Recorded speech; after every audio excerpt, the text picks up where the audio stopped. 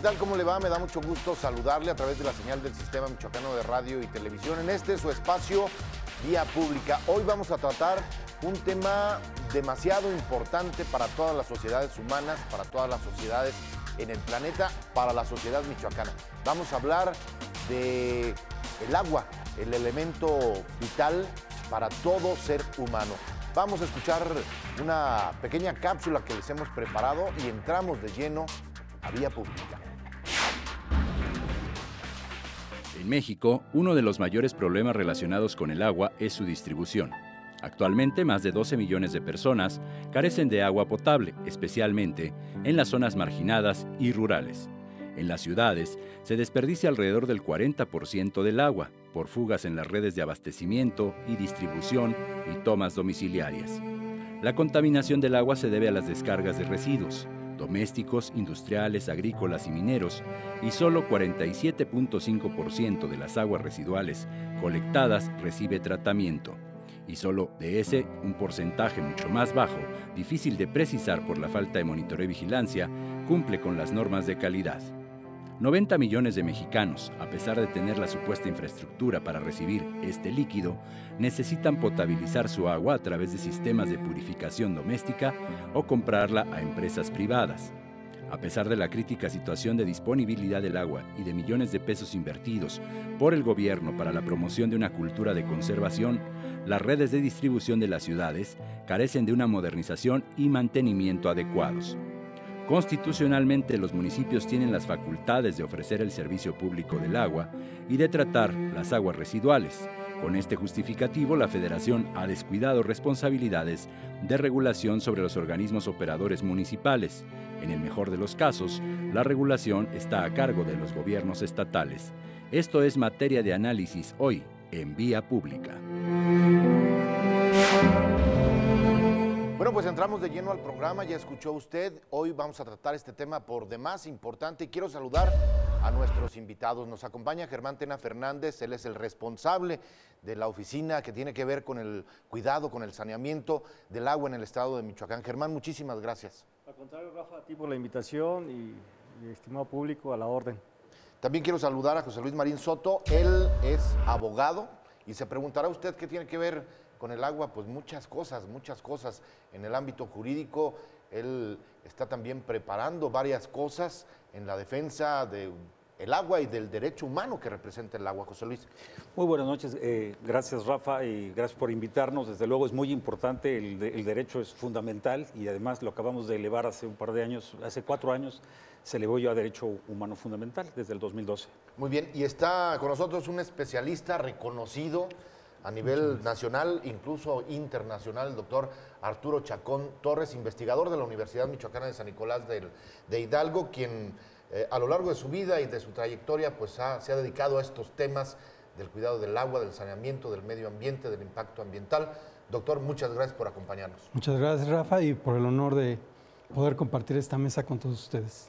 Bueno, pues, ¿qué les parece si entramos al tema? Porque bueno, los tiempos en televisión ya saben ustedes que Cronos son es cortos, implacables, son cortísimos. Yo quiero preguntarle a Germán Tena, ¿qué es el agua? Así, muy simple. Es un elemento esencial en la vida. Sin el agua no podemos vivir los seres humanos. Y creo que ahorita es momento de tomar conciencia de la importancia que tiene el agua en nuestras vidas. Y que sin embargo, ya es un derecho humano, pero también hay ciertas obligaciones que conlleva a los que usamos el agua y que sobre eso es lo que tenemos que trabajar todos en la concientización del uso del agua. Hay quien se atrevió recientemente a decir que el agua no era un derecho humano, no sé si lo leyeron, no recuerdo dónde lo vi, hace 8 días, doctor. Los grandes consorcios ahora están encontrando oportunidades, entonces lo que se pide es que sea un derecho económico. Los grandes, los eventos de los foros mundiales del agua, la trinchera de guerra en ese momento es esa. El grupo que defiende que debe ser un derecho social, un derecho humano y que debe de prevalecer así, y el otro en que se dice, si no se cuida el agua, pues que se venda. Entonces es un derecho económico y son grandes consorcios. Por eso se quedó atorada la ley, la federal en 2000. Sí, el año pasado. El 2015. El problema fue ese, precisamente, que hay muchos intereses de por medio y desde luego estaban algunos puntos que dejaban la posibilidad de que se privatizara el agua y desde luego muchos grupos se opusieron con razón y dijeron, bueno, tiene que quedar muy clara la ley y tiene que quedar precisamente como un derecho humano, que además es un mandato que se manda desde la Constitución pide que se respete ese derecho y que quede claramente establecido en la nueva ley que está ahorita en comisiones, pero que se tiene que pulir lo suficientemente bien para que no se dejen esos espacios en los que probablemente se pudieran aprovechar los grandes consorcios para utilizarla para algunas cosas indebidas, como el fracking, que es lo que se dice que puede agotar este recurso tan importante, ¿no? Doctor, ¿el agua cuesta? Cuesta en términos de la naturaleza movimientos energéticos muy importante, pero desde el punto de vista económico cuesta procesarla y llevarla accesible a los seres humanos. El ciclo hidrológico se maneja en el planeta con diferencias y con distribuciones específicas. Sin embargo, el poder utilizar el agua, llevarla accesible y recuperarla al ciclo hidrológico es lo que cuesta en términos económicos. ¿Cuánto nos cuesta el agua, Germán? En este mismo sentido, en este ciclo, en esta recuperación, en este saneamiento, en la utilización agrícola, ¿cuánto debe utilizar el ser humano en agua? Bueno, son tantos y tan variados los temas del agua que no terminaríamos en este programa definitivamente. No, claro, el agua cuesta y a veces, dependiendo de los lugares, cuesta más o cuesta menos. El problema aquí que yo veo es que los ciudadanos todavía no estamos conscientes de que cuesta llevarla a sus casas el agua. El agua es gratis y es un derecho humano, pero el servicio de llevarla a sus casas cuesta. Y luego hay un dicho que el que contamina paga. Todos nosotros contaminamos el agua diario. Nos bañamos, usamos los inodoros, lavamos los trastes, limpiamos nuestras casas con el agua y la estamos contaminando. Y muchas ciudades aquí en Michoacán o poblaciones no quieren pagar el saneamiento o se niegan a pagar el saneamiento. Y estamos contaminando, los que estamos aguas arriba, estamos contaminando a los que están aguas abajo, que están usando un agua contaminada de los que estamos desperdiciando el agua aguas arriba. Como hay poblaciones, caso Nocupétaro, que contamina el agua del río Carácuaro y Carácuaro lo usa para abastecerse del agua potable, ¿no? A través de galerías. Entonces son cosas que debemos de implementar y que debemos estar conscientes la ciudadanía de que el agua cuesta llevarla a sus casas y cuesta sanearla. Es un derecho o es una obligación de la autoridad municipal sanearla y llevarla a casas, pero también es una obligación, yo creo, que del ciudadano pagar el costo de eso. Y es a veces a lo que nos negamos, y cuando no estamos pagando el agua, estamos haciendo que los organismos operadores de agua de los municipios sean subsidiados por los organismos, por las presidencias municipales o los ayuntamientos. Y ese subsidio se está dejando de aplicar en otras cosas importantes. ¿Y se convierte en deuda? Y se convierte en deuda, o simplemente el municipio deja de hacer otras cosas por subsidiar al ciudadano, no al organismo, al ciudadano que no quiere pagar el servicio del agua y la contaminación del agua que está él haciendo, ¿no? O que estamos haciendo todos. En esta importancia de sanear el agua, hablabas tú fuera de cámaras de un importante evento que se está preparando, el hidrosaneatón. Hidrosaneatón. ¿Qué es esto? Es una propuesta que tenemos nosotros, en mi caso, bueno, yo dirijo un instituto de Gestión y Educación Ambiental, y es una propuesta que le estamos haciendo al gobierno, que hemos comentado ya con Germán, y que ya se le hicimos llegar al gobernador, esperamos una audiencia para platicar con él, que básicamente consiste en medir, es decir, estamos trabajando básicamente la subcuenca del lago de Cuitzeo, y estamos tratando de que cada uno de los ayuntamientos que descargan directamente al lago identifiquen cuánto están descargando de aguas residuales, pongan una cantidad ahí y que se comprometan de una manera o de otra a disminuir esta descarga con 3 elementos que nosotros estaríamos tratando de apoyar, que es conciencia, reglamentación y ciencia. O sea, conciencia porque tenemos que tomar conciencia, como dice Germán muy bien, de que si contaminamos el agua tenemos que limpiarla y contribuir, porque a final de cuentas nosotros en nuestro recibo de agua pagamos un 20% de saneamiento y un 20% de drenaje. Ese no es un impuesto. es un derecho, porque en realidad el ayuntamiento en este caso se está subrogando una obligación que tenemos de limpiar el agua, como dice él, y hace esa limpieza mediante las plantas de saneamiento. Y nosotros contribuimos con la cantidad que le damos en estos recibos para que se pueda llevar a cabo ese proceso, ¿no? Si no lo pagamos o si el ayuntamiento no lo cobra, pues no tiene con qué dar ese servicio. Es un servicio, es decir, nos da un servicio y a cambio de ese servicio pagamos esta cuestión.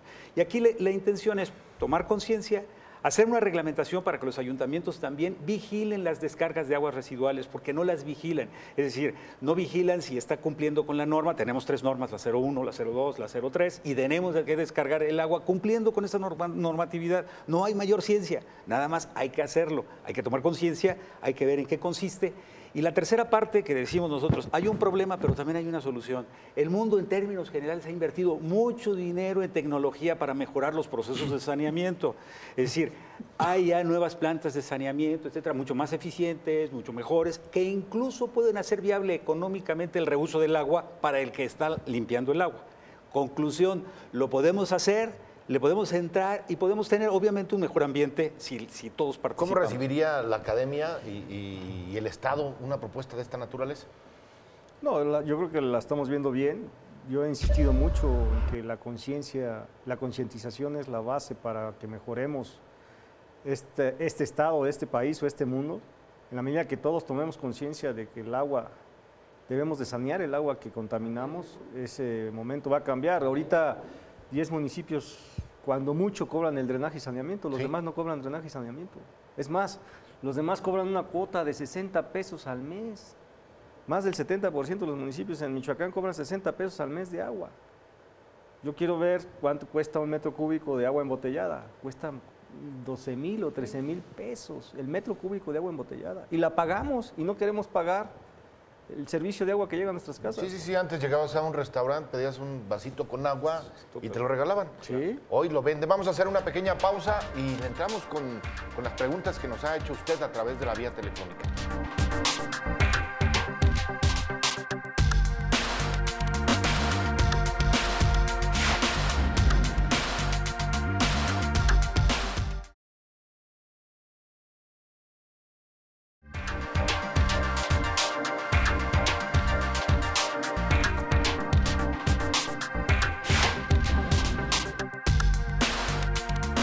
Vía pública con este tema importante, el agua.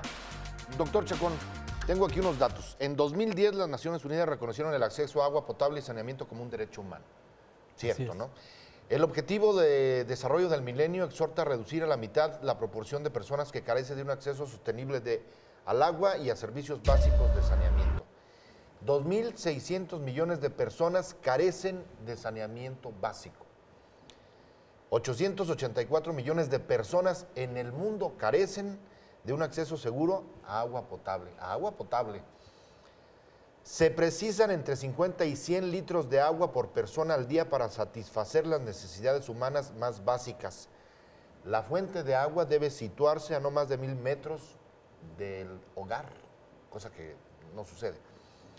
El costo del agua no deberá superar el 3% de los ingresos de la unidad familiar cuando hay agua, ¿verdad? Supongo. Y el tiempo necesario para el acopio de agua no ha de exceder los 30 minutos. Todos estos son datos de la Organización Mundial. Así es.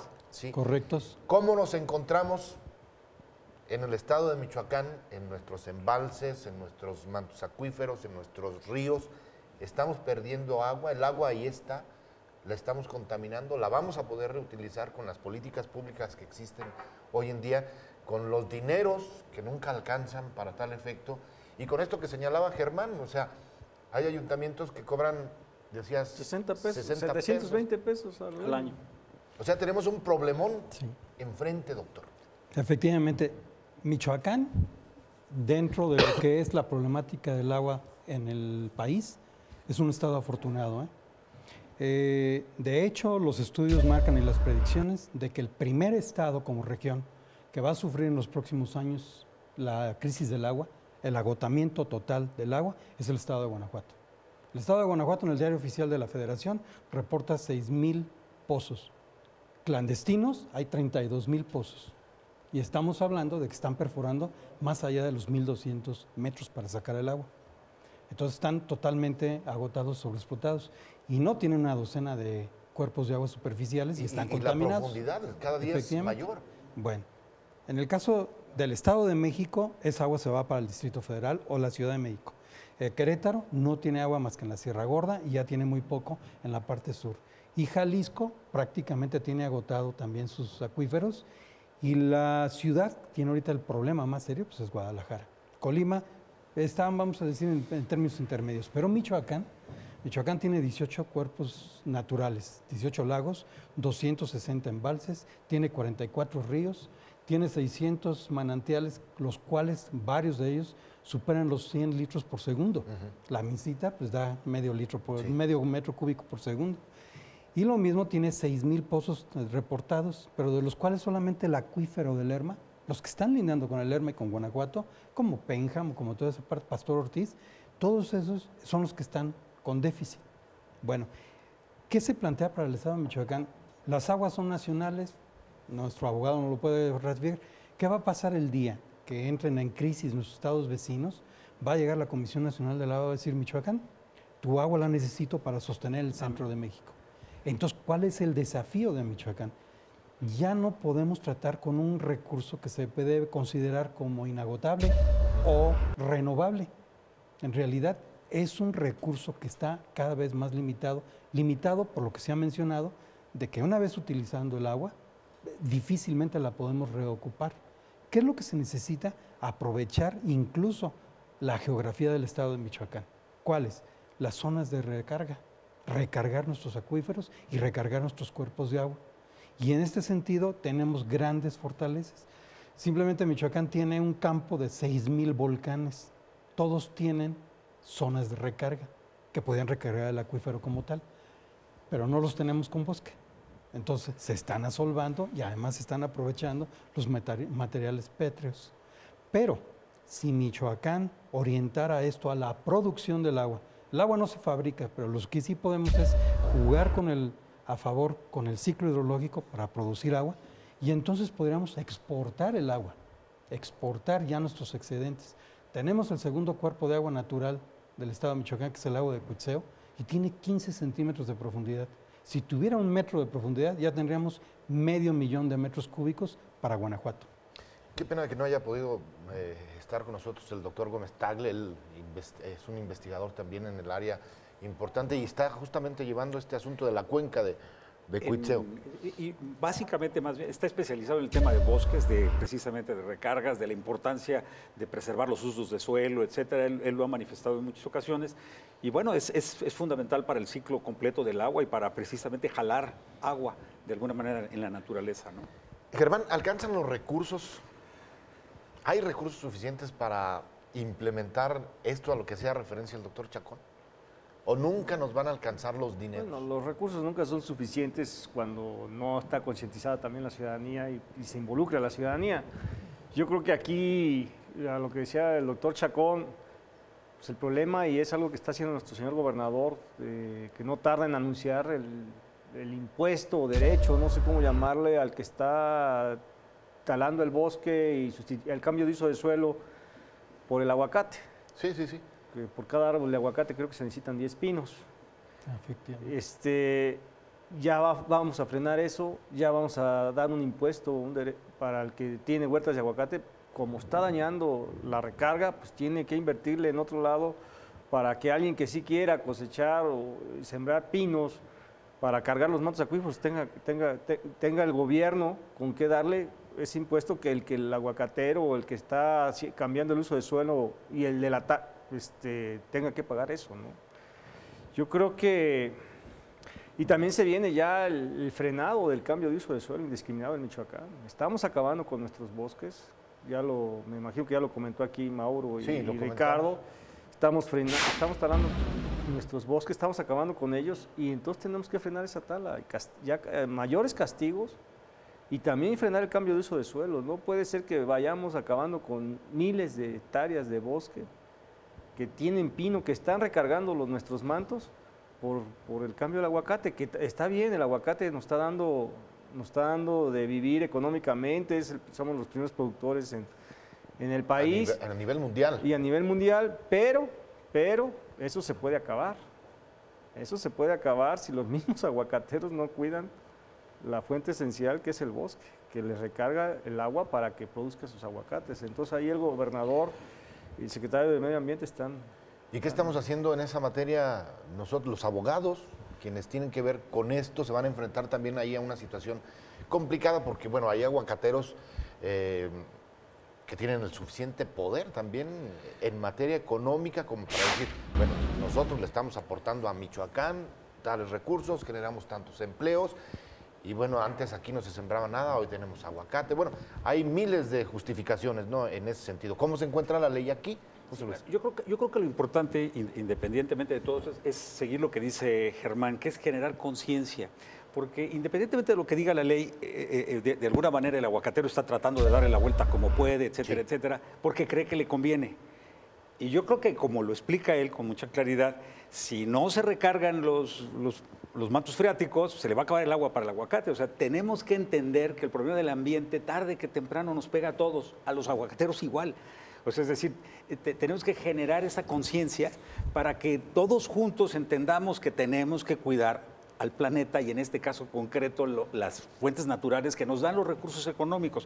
Si no lo hacemos, nos revierte el tema. Yo, y hablando, alguien decía, es que el planeta está en peligro. Dice, no, momento, el planeta no está en peligro, va a seguir girando alrededor del Sol, no va a tener ningún problema, etcétera. Lo que está en peligro es la vida y particularmente la del ser humano, porque pues, los otros seres vivos probablemente otros muten, hagan, etcétera, y sigan viviendo. Los que estamos más en peligro somos los seres humanos, ¿no? Tenemos que cuidar esos detalles. Creemos que nos va a ir mejor económicamente, seguimos talando, como dice, y de que quitamos el ciclo que queramos completar. Y desde luego que la ley lo plantea ya, o sea, se tiene que solicitar los permisos, etcétera, pero de manera irregular se siguen haciendo las cosas. La ley de agua del estado de Michoacán también está un poquito viejita, ¿no? Ha tenido ya cambios. En términos generales diríamos que la legislación, si se cumpliera, estaríamos del otro lado, aunque es perfectible. La ley de aguas indica que los organismos operadores de agua, potable, tienen que ser autosuficientes. Sí. Lo marca la ley, y ningún municipio lo cumple, salvo La Piedad y bueno, y La Piedad porque está inmersa en este asunto también de la contaminación, seguramente, que ya le han metido muchísimo, ¿no? Efectivamente, la idea es tratar de, por lo menos, inducir al cambio de actitud. O sea, ya no es un problema de conciencia. Ahí quisiera polemizar un poco. Sí. Todo el mundo sabe que entre lo que es lo bueno y lo malo, la ley también así lo establece. El problema es el cambio de actitud. Es decir, bueno, yo sé que el agua se acaba, pero todos los días lavo mi coche y todos los días me baño y 3 veces o 4 veces si es necesario. Entonces, lo que tenemos que cambiar es eso. Pero no lo podemos cambiar como si fuera una manera subsidiada. ¿Cómo lo cambiamos? Ese es el gran problema. La situación. Vamos a seguir con este tema, seguimos con este tema de que bueno, la ley tampoco se cumple, ese es el problema. Y seguimos con este tema hoy en este programa.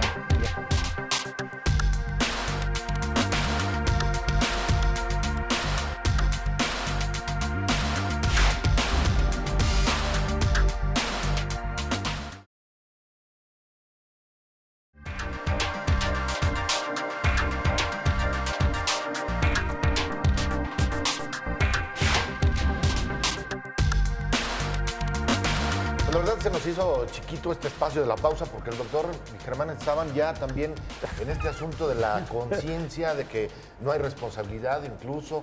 Bueno, vamos a continuar, doctor. Sí. ¿Qué nos falta? No solamente es una situación de convicción, es una situación de buscar las alternativas económicas. Entonces, se pueden ya buscar algunos canales. Ya hay algunos lugares, incluso del país, en el que sucede que los municipios, por ejemplo, los ejidos, etcétera, que son los productores del agua, entonces los municipios los contratan a cambio de que por las cañadas o por los sistemas de infiltración o por los manantiales se pague por metro cúbico los servicios ambientales de producción del agua. ¿Pero esto dónde opera? ¿Aquí en Michoacán? En Veracruz, por ejemplo, Veracruz. ya tenemos en Veracruz. Ahí lo que tú comentabas en este preciso momento, o sea, nos hace falta un montón. Sí. Cada año los municipios revisan los flujos de agua que están llegando a la ciudad y se les paga a los campesinos por el bosque, en bonos de carbono, y además se le paga por metro cúbico de producción.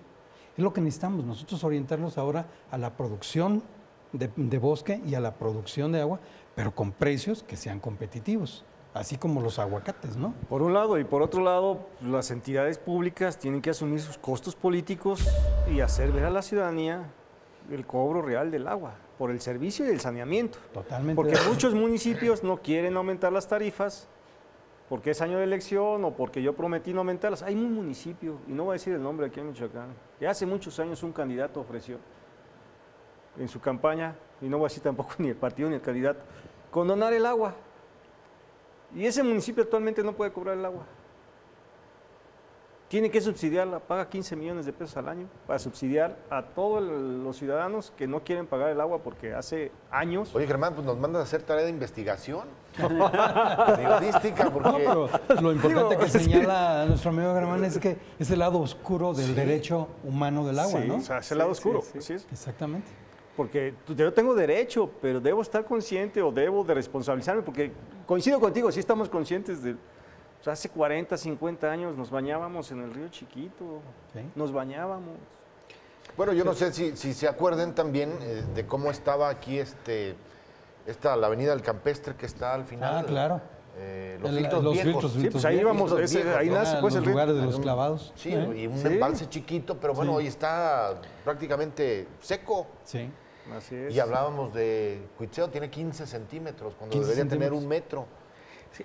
Yo insistiría un poquito en el tema del saneamiento y yo haría un pequeño símil aquí, ¿no? O sea, es decir, en el tema de la basura todos sabemos hoy que tenemos que separar los desperdicios, Claro. etcétera, porque de esa manera una parte muy importante se puede convertir en composta, otra parte se puede poner en reciclaje y solo debe de ir al relleno sanitario, cuando mucho un 10%, que sería lo estrictamente sanitario, que precisamente son rellenos sanitarios. Eso sucede y ya como que tenemos conciencia en ese sentido. Muy bien referido. Sin embargo, en el tema del agua, nosotros recibimos el agua, la ensuciamos y luego la mandamos, digo yo, por un tubito negro, digo, por llevar así como era la bolsita negra que le entregábamos al recolector, se le entregamos al tubito negro y ya sentimos que ahí terminó el problema y que ya no pasó nada. Yo ya cumplí, yo ya chequé, lo puse en un drenaje como tenía que ser, entre comillas, y ahora ya aparece el agua. ¿Dónde aparece? Pues aparece en el río Chiquito, en el río Grande o aparece en el lago de Cuitzeo. Es decir, ¿por qué? Porque no se trata... Es agua que estamos checando ahí, ¿no? Aquí tenemos en estos arroyos de aquí que bajan, que no son más que arroyos de temporal, o eran arroyos de temporal. Ya todos tienen agua, pero ¿de qué agua tienen esa? Pues son las descargas de los fraccionamientos, porque no nuevos. los hemos obligado a poner plantas de saneamiento y en todo caso descargar el agua cumpliendo la norma. Y entonces tendríamos ahí unos ríos que por lo pronto podríamos, si le echamos ingenio, tener parques lineales o algo en esa zona, aprovechando el agua y que se puede infiltrar, llegar a otros mantos, tratada y por lo tanto, estamos recargando los mantos freáticos. O sea, hay muchas cosas que podemos hacer. También yo digo que los ecologistas, bueno, en términos generales, los ecologistas, tenemos que entender que todos somos y todos apoyamos y todos hacemos mientras que no nos pega en el bolsillo. Por eso, como decía el doctor, necesitamos ingeniar opciones económicamente viables para que esto funcione. Yo insisto en las plantas de saneamiento, digo, ya ha mejorado mucho la tecnología, lo que necesitamos es actualizarnos, revisar, comprometer a gente que lo sepa hacer bien y con eso lograríamos resultados importantes. Porque hace muchos años, yo recuerdo, no sé si esté en lo correcto, Germán, se instalaban las plantas de tratamiento de aguas residuales en las poblaciones, se hacía la inversión, pero no había quien las operara y por eso se quedaban paradas. Yo creo que ha sido un error de la autoridad en su momento, en algunos lados por falta de manuales de operación, en otros lados porque era muy costoso o es muy costoso el saneamiento y como lo tenía que absorber el municipio o el organismo operador, pues prefería no sanearlas, porque o daba agua potable o atendía la planta de saneamiento, de tratamiento.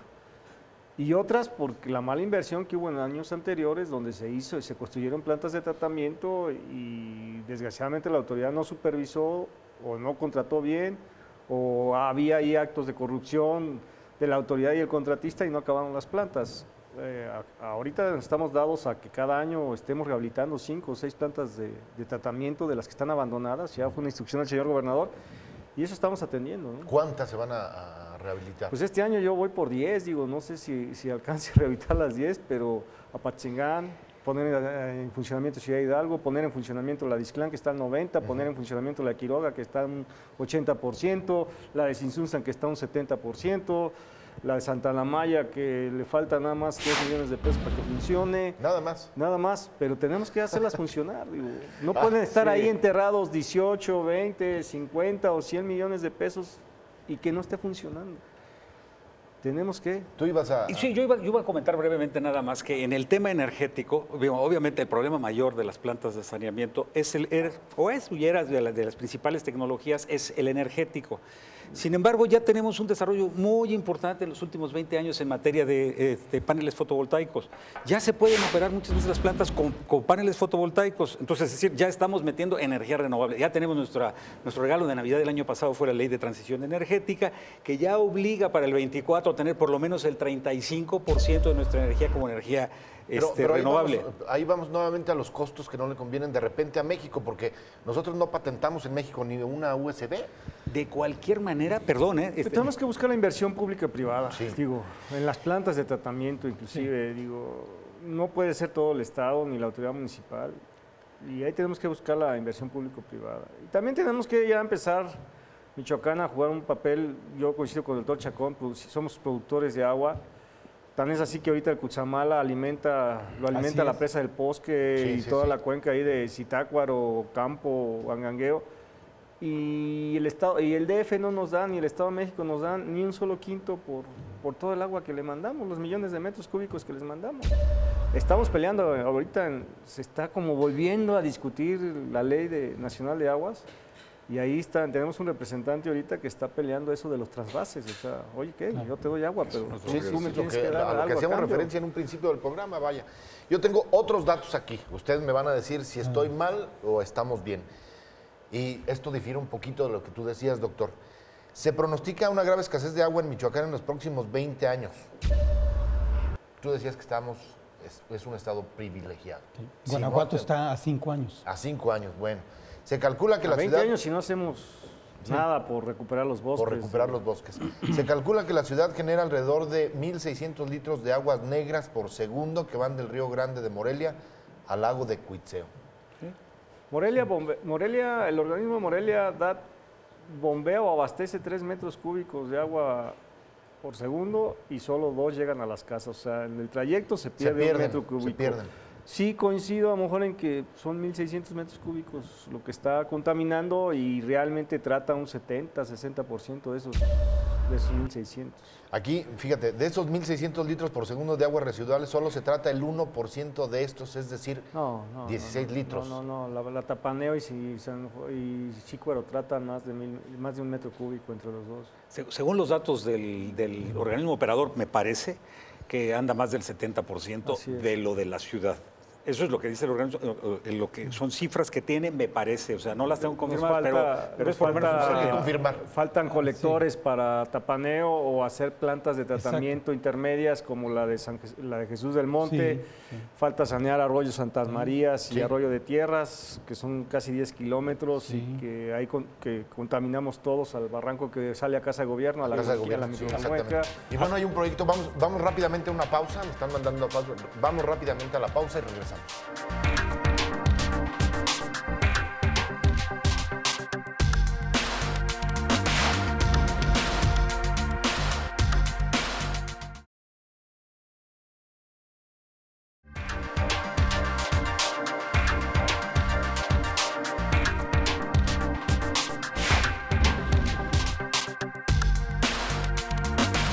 Regresamos a Vía Pública y bueno, estamos platicando, charlando, entrando en dinámica, polemizando este asunto que nos interesa a todos, el agua. Y yo quiero preguntarles, ahora que se ha generado esto, ¿y Morelia qué? Porque Morelia tiene un proyecto viejísimo. Yo lo conozco desde que era un niño, ¿no? Se va a tapar el Río Grande, se van a meter los colectores. Recientemente se acaba de recuperar, se van a invertir tanto, está con agua. Estoy hablando del parque lineal. ¿Cuánto se le va a meter? ¿Qué necesitamos ahí? ¿Y qué nos garantiza el parque lineal? Muy doctor? Bien. Quisiera que soñáramos como un poquito, ¿no? Todos los convertirnos michoacanos de en alguna seres manera humanos tenemos derecho a soñar. soñar, ¿no? Un poquito, pero sí se puede hacer. Sí. Es lo que generalmente ya un grupo de académicos ha estado proponiendo en este sentido. Soñemos con el río Chiquito, pero lo primero es que debemos hacerlo limpio, agua limpia, que recargue el acuífero. Todo eso se puede hacer con ingeniería. Número 3, que además de eso controle las avenidas de las inundaciones que tanto nos aquejan, pero además del control del agua, que se puedan separar las aguas y que se puedan colectar además las aguas pluviales de las calles cercanas. Todo eso ya la ingeniería ya respondió a ello. Pero no solamente eso, que quitemos la Avenida Solidaridad y que recuperemos esos derechos federales que tiene el río, pero que ahí lo convirtamos en un nuevo espacio urbano. El espacio donde los niños puedan correr, donde puedan entrenarse, las carreras, las bicicletas y todo ese tipo, 6 kilómetros y de regreso, 12 kilómetros que sean espacios ciudadanos. Pero además, ese famoso parque lineal que esté plantado con todos los árboles regionales que ya tenemos para darle ese toque emblemático, pero además esa identidad regional, como si fuera la calzada Guadalupe, convertirlo en un espacio de eso también.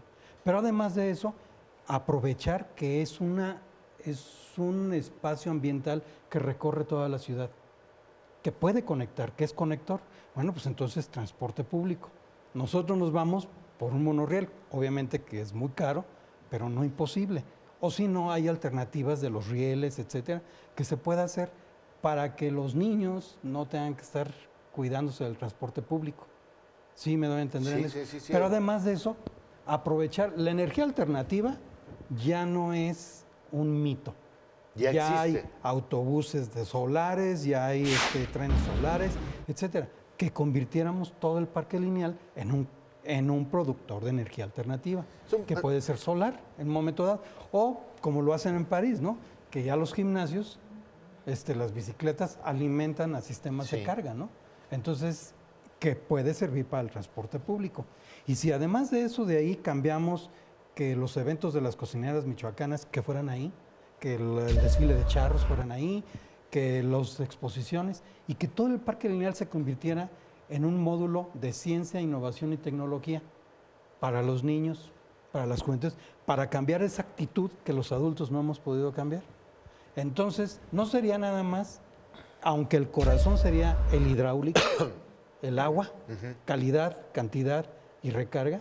Tiene que ser un proyecto integral. Integral. Sí, indudablemente. Nosotros calculamos que son alrededor de 1,000 millones de pesos, pero los cuales 750 se van en el transporte público. Habrá que idear para abatir los costos. Ya habíamos platicado con Germán de este proyecto hace algunos meses, cuando se retoma la idea, cuando el municipio lo toma en una partecita chiquita, nada más, y ya habíamos calculado 1,200 millones en ese entonces. Más o menos. No andamos tan mal en eso. Más o menos.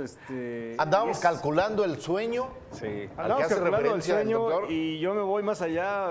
Digo, coincido totalmente con el doctor Chacón. Digo, uno va a San Antonio. Hemos sido afortunados de tener la oportunidad de ir allá. Pero ya no nos fallamos hasta San Antonio. Vamos al parque lineal, al pequeño parque lineal de Uruapan, del Cupatixio. Exacto. O Santa Lucía de Monterrey. Cupatixio ya tiene su o parque Culiacán. Uruapan, así es. Y yo creo que hay la voluntad de las autoridades, en este caso la federal, hay el ordenamiento del señor gobernador de que nos pongamos de acuerdo con la autoridad municipal, en este caso con el presidente Alfonso Martínez. Ya hemos tenido varias reuniones previas, pero yo creo que tenemos que involucrar a más a la ciudadanía, a los investigadores, a todos. A las diferentes instituciones, comprometerlas e involucrarlas para que entre todos saquemos esto adelante. Porque realmente para que se dé esto depende de todos. De todos, de las porque no es un proyecto menor, es el saneamiento, es vialidades, es el embellecimiento, todo lo que decía el doctor Chacón. Y yo también soñaría con eso, digo. ¿Y de Antes dinero? jugábamos ahí, hace muchos años. Muchos años. Y de dinero las instituciones, ¿qué es lo que tienen que hacer las instituciones ahí, José? Bueno, por lo pronto, como yo decía, polemizábamos con el doctor, generar conciencia de la necesidad de que tenemos que participar todos en los costos que se tienen. Y hablando de esto también ya se ha hecho en otros lados, por ejemplo en Europa, Claro. En muchos lugares, en Inglaterra, en el Támesis. El río el río ha sido... Y ha involucrado incluso a los que tienen propiedades alrededor de esa situación. Exacto. Para que también le entre con una cantidad, decir, ¿por qué? Porque si se hiciese lo que se está planteando ahí, todos los predios que estuvieran alrededor tendrían un mayor valor inmobiliario que por lo pronto tendrían todos los dueños que participar por lo menos con algo de lo que se va a tener ahí. Entonces yo creo que hay que buscar también y ser ingeniosos y tener visión de futuro, decir, bueno, yo no quiero dar y yo tampoco, pues nos quedamos sin sueño. Si todos somos un poco generosos en términos generales y participamos, obtenemos muchísima ganancia para todos. O sea que ese es el punto. O sea, estamos invitando a todo el mundo en ese sentido a sumarnos al sueño que ha planteado y descrito muy bien el doctor, pero que también pongamos un poquito para que estos sueños sean posibles. No esperemos que eso nos lo haga el gobierno municipal y el gobierno estatal y el gobierno federal y que una hada madrina con una hadita nos resuelva el problema. Tenemos que participar y ponerle lo que le podamos poner para que esto realmente sea alcanzable. Yo creo que sí hay que generar, yo coincido totalmente con ustedes, hay que empezar a generar esa conciencia porque una pregunta muy sencilla.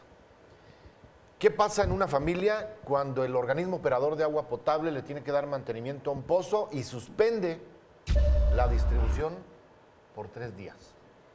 Crisis. ¿Qué pasa ahí?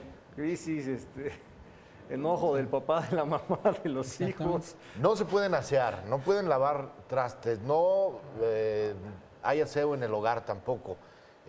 Tienen que esperar el camión la pipa, que muchas veces los ayuntamientos dicen, bueno, pues va gratis porque estamos generando este trabajo, ¿no?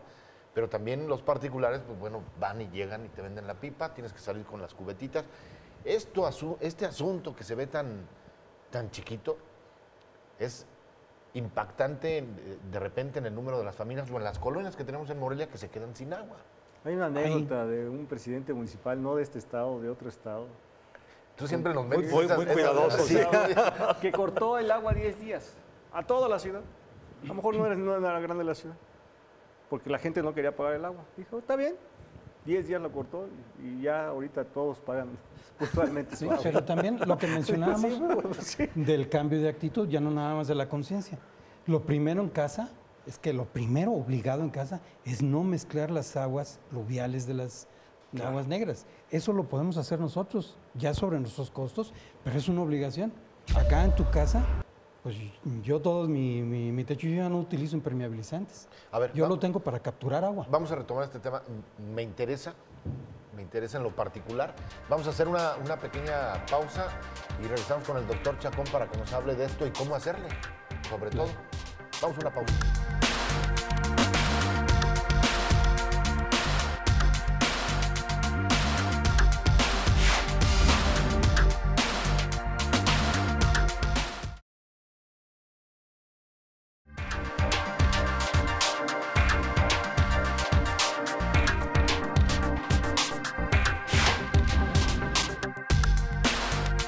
Bueno, pues vamos a este tema que nos estaba explicando el doctor y que le interrumpí, cómo cosechar el agua en casa. Es muy rápido, lo único es muy sencillo y además con costos muy bajos. Lo que hay que hacer es simplemente poner las tuberías de los techos, ¿sí? Y no impermeabilizarlos, ponerles mosaico. Y ese mosaico se puede comprar en cerámica en ofertas, completamente, porque no se necesita que sea bello, sino que sea eficiente. Se colocan esos tubos, se van hacia los jardines y si no se van hacia los jardines, a un aljibe. Y si no se va a un aljibe, a tanques, a los depósitos, los contenedores de plástico que hay. Y entonces, en mi caso, por ejemplo, yo no pago el agua, o pago lo mínimo del municipio, pero durante la temporada de lluvias yo tengo exceso de agua y además me alcanza para regar mis jardines hasta el mes de abril. Ahorita ya no tengo agua, pero ya me ahorré todo lo que es en riego. Y por el estilo, se pueden hacer varias alternativas en cuestiones de ahorro de agua que nos permita, por lo menos, acumular el agua y no aventarla por el drenaje, que es lo que nos está regalando la naturaleza. Sí. Doctor, vamos a concluir rápidamente. Bueno, pues Michoacán tiene una gran oportunidad de convertirse en una fortaleza hidrológica para el centro de México. Lo que se necesita es alternativas económicas y administrativas operativas que nos permitan manejar el ciclo hidrológico a nuestro favor. Germán. Coincido con el doctor, tenemos grandes potencial en Michoacán, necesitamos las autoridades asumir los costos políticos, aplicar la ley y evitar el cambio de uso de suelo para ser unos grandes productores de agua, y por otro lado cobrar las tarifas que deben de ser los organismos de saneamiento, los organismos de agua potable y saneamiento, ¿no? Y por último, yo creo que está en el cambio de actitud de todos nosotros, cambiar a Michoacán en el asunto del asunto hídrico. Yo creo que este tema del agua, muchísimas gracias, Germán, este tema del agua nos da para hacer uno y varios programas. Hay muchísimas cosas de las que hay que discutir este cambio de conciencia, esta nueva cultura, ir socializando los temas y sobre todo saber que el agua cuesta, José Luis. Sí, comprometámonos, yo diría, comprometámonos con el agua. El agua es un elemento vital, ya se ha dicho aquí. La necesitamos para vivir, para ser como somos. Si el agua se contamina, vamos a tener muchos problemas. Si el agua se acaba, no vamos a poder vivir.